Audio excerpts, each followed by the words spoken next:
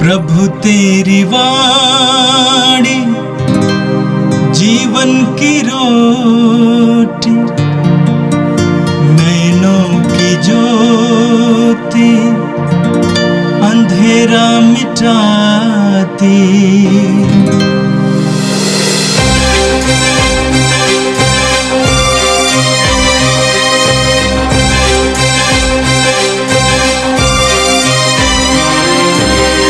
प्रभु तेरी वाणी जीवन की रोटी, नैनों की ज्योति अंधेरा मिटाती।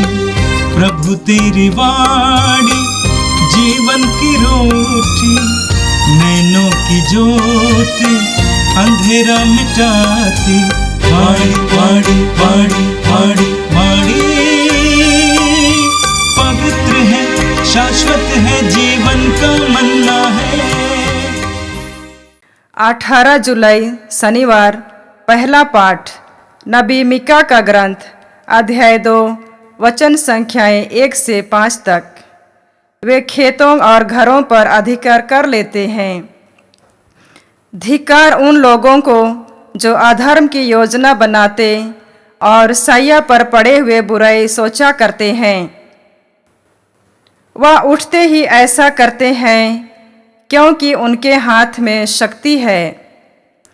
यदि वे किसी खेत के लिए लालच करते हैं तो उसे ले लेते हैं। यदि किसी घर पर उनकी आंख लग जाती तो वे उसे हथियाते हैं। वे मनुष्य और उसके घर को, मालिक और उसकी संपत्ति को अपने अधिकार में कर लेते हैं।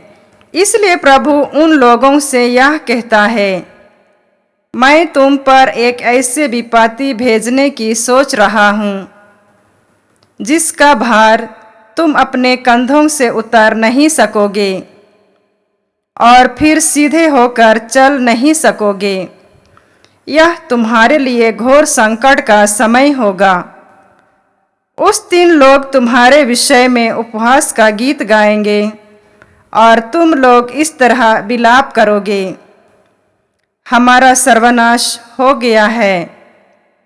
प्रभु ने अपनी प्रजा की भूमि को विदेशियों को दे दिया। उसने भी धर्मियों में हमारे खेत बांट दिए। कौन हमारे खेत लौटा सकेगा? तब कोई नहीं होगा जो चिट्ठी डालकर तुम्हें प्रभु की सभा में विरासत दिलाएगा। यह प्रभु की वाणी है। संत मत्ती के अनुसार पवित्र सुसमाचार, अध्याय 12, पद संख्या 14 से 21 तक। इस पर फरीसियों ने बाहर निकलकर ईसा के विरुद्ध यह परामर्श किया कि हम किस तरह उनका सर्वनाश करें। ईसा यह जानकर वहां से चले गए।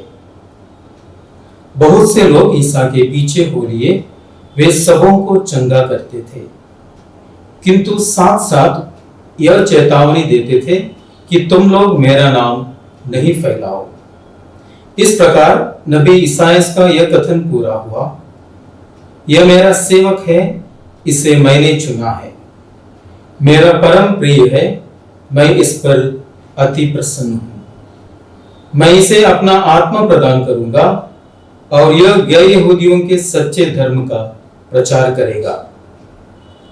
यह ना तो विवाद करेगा और ना चिल्लाएगा और ना बाजारों में कोई इसकी आवाज सुनेगा। यह ना तो कुचला हुआ सरकंडा ही तोड़ेगा और ना धुआती हुई बत्ती ही बुझाएगा, जब तक यह सच्चे धर्म को विजय तक ना ले जाए। इसके नाम पर गैर यहूदी भरोसा रखेंगे। प्रभु का दिव्य सुसमाचार है। प्रभु ख्रीस्त में मेरे प्यारे भाइयों, बहनों और बच्चों, आज का पहला पाठ नबी मीका के ग्रंथ से लिया गया है, अध्याय 2, पद संख्या 1 से 5 तक। यहां पर नबी मीका बहुत ही निर्भीकता के साथ परमेश्वर के संदेश को लोगों के सामने रखते हैं। नबी मीका कहते हैं कि लोग जब धन और अधिकार के साथ अपना जीवन व्यापन करते हैं तो कई सारे लोग दूसरों का शोषण करते हैं। तो इसीलिए वो हम सभी लोगों को सचेत कर रहे हैं आज के दिन कि धन और अधिकार लोगों की सेवा के लिए प्रयोग करने की आवश्यकता है। आज का वचन की शुरुआत इस प्रकार होती है। वचन कहता है, वे अपने शैया पर पड़े पड़े बुराई की योजनाएं बनाते हैं। ध्यान दीजिए, वे अचानक पाप नहीं करते हैं, वे पाप की योजना बनाते हैं, वे पाप के बारे में सोचते हैं, वे पापों को कार्यान्वित किस प्रकार किया जा सकता है इसके बारे में उपाय बनाते हैं, उसके बारे में योजना बनाते हैं। एक तरह से वो साजिश करते हैं। ईश्वर को धन्यवाद देने का समय है, लेकिन उसका दुरुपयोग करते हुए किस प्रकार दूसरों के साथ पाप किया जाए उसके बारे में वो लोग सोचते हैं। इसीलिए प्रभु यीशु संत मार्को के सुसमाचार अध्याय 7 पद संख्या 21 में कहते हैं, पाप का जो उत्पन्न है हमारे अंदर होता है, हमारे मन में होता है, हमारे विचारों में होता है, और उसके बाद ही उन चीजों को हम लोग कार्यान्वित करते हैं।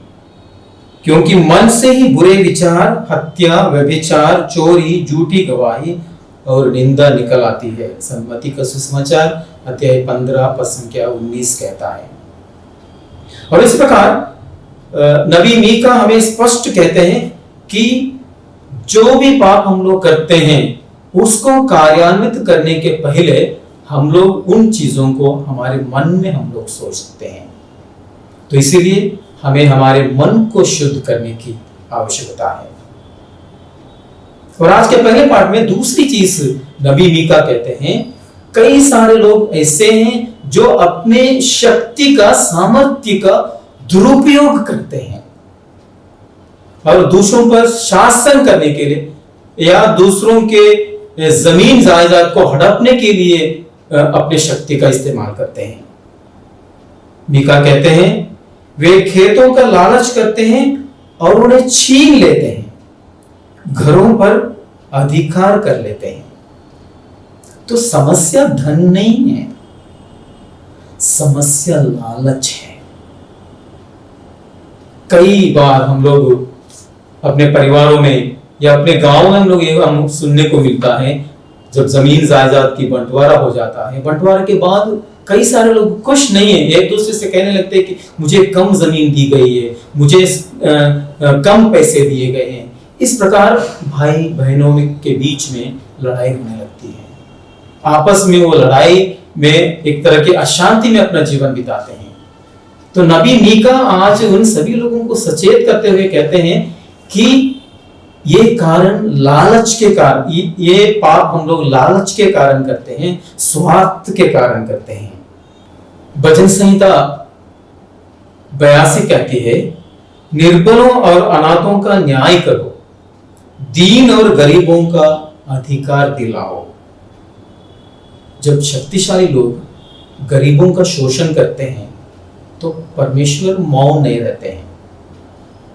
बाइबल में हम लोगों ने राजा आहाब की कहानी हम लोगों ने सुनी थी। जब उसने नाबोत का जो उसने जमीन को देखा, उसने सोचा कि वो जमीन मुझे चाहिए, उसको देने के लिए उसने निवेदन किया।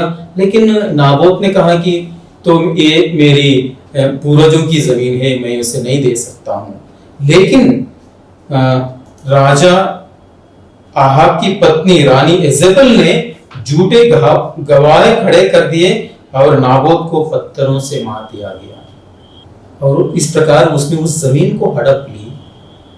लेकिन ईश्वर ने नबी एलिय्याह को उसके बीच भेजा। उसने जो अपराध छिपा के रखे थे, उस अपराध को प्रकट करने के लिए नबी एलिय्याह को भेजा, और नबी एलिय्याह ने उससे कहा, क्या तूने हत्या भी की और संपत्ति भी हत्या ली? राजा ने सोचा था कि ये बात अभी कोई नहीं जानता है, लेकिन नबी एलिया के द्वारा उसने उसको सचेत किया। और अन्याय चाहे कितना भी छिपा क्यों ना हो, स्वर्ग की आंखों से ये कभी नहीं छिप सकता है। अन्याय, पाप हम लोग कितना भी छिपाने के लिए कोशिश क्यों ना करते हो, लेकिन स्वर्ग की आंखों से ये अन्याय पाप छिप नहीं सकता है, क्योंकि परमेश्वर सदा देखता है। जो हम आज अन्याय से लेते हैं, कल परमेश्वर उसे वापस ले सकते हैं। इसलिए ईश्वर कहते हैं, मैं भी तुम्हारे विरुद्ध विपत्ति की योजना बना रहा हूं। ध्यान दीजिए, मनुष्य बुराई की योजना बनाता है, अब परमेश्वर कहते हैं मैं भी योजना बना रहा हूं। तो इसीलिए हमें योजना बनाने में, पाप की योजना बनाने में हमें दूर रहना है। क्योंकि जब हम गरीबों को अन्याय करते हैं, गरीबों की आवाज ईश्वर तक पहुंच जाती है, गरीबों की आवाज स्वर्ग तक पहुंच जाती है, और ईश्वर उन सभी लोगों को अपनी उदारता से, अपनी दया से, अपने प्यार से उन सभी लोगों को मदद करने के लिए आगे आ जाते हैं। इसलिए नीति वचन कहता है, जो गरीब पर अत्याचार करता है वो उसके सृष्टिकर्ता का अपमान करता है। नीति वचन अध्याय 14 पद संख्या 31। प्रभु यीशु कहते हैं, जो तुमने मेरे इन छोटे से छोटे भाइयों में से किसी एक के लिए भी किया है, वो तुमने मेरे लिए किया है। इसीलिए जब हम गरीबों की सहायता करते हैं, दीन दुखियों की सहायता करते हैं, तब हम स्वयं प्रभु यीशु की सहायता करते हैं। तो इसीलिए हमें चाहिए, आज का पहला पाठ हम सभी लोगों को एक तरह से हम सभी लोगों को आह्वान करता है कि हम लोग पाप की योजना ना बनाएं, बल्कि दूसरों को किस तरह मदद कर सकते हैं इस तरह की योजना बनाएं। क्योंकि जब हम गरीबों की मदद करते हैं, ईश्वर की हम लोग मदद करते हैं, और ईश्वर हम सभी लोगों को इसके लिए प्रतिफल अवश्य देगा। आज का सुसमाचार हम सभी लोगों के सामने विपरीत प्रकार के हृदयों को रखते हैं।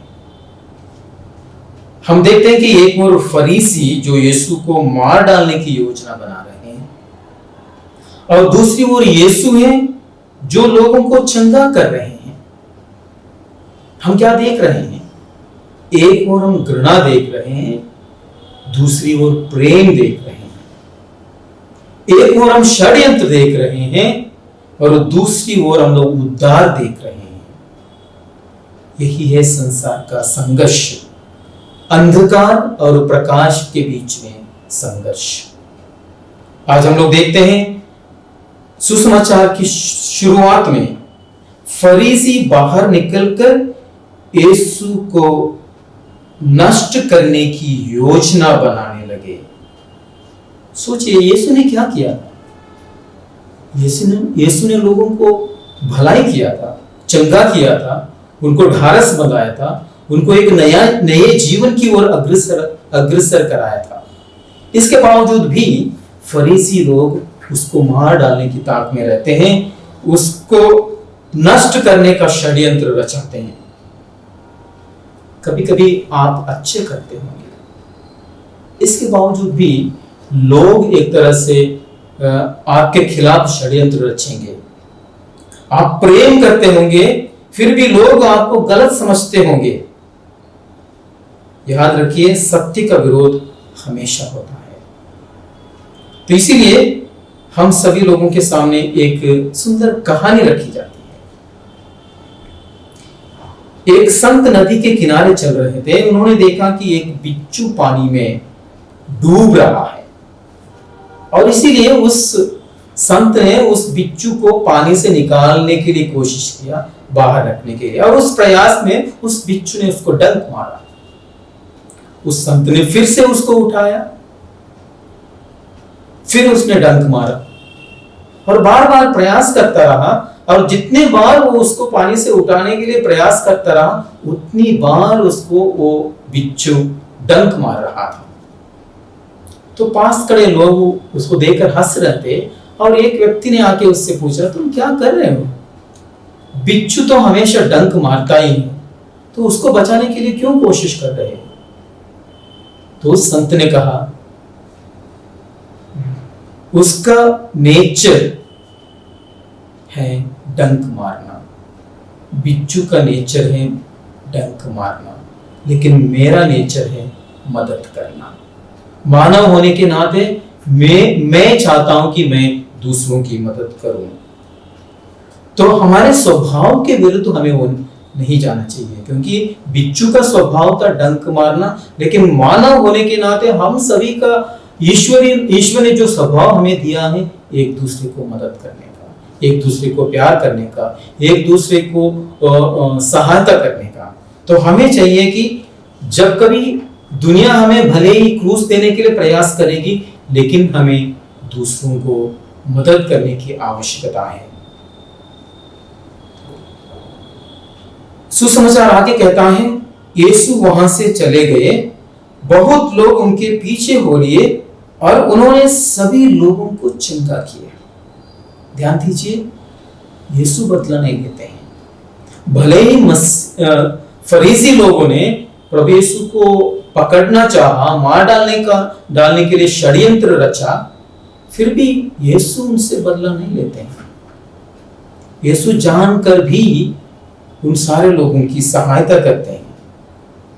वे अपनी शक्ति का प्रदर्शन नहीं करते हैं। वो शायद हो सकता है कि स्वर्गदूतों की सेनाओं को बुला सकते थे, वो अपने ईश्वरीय शक्ति को प्रदर्शित करते हुए उन लोगों के साथ लड़ सकते थे।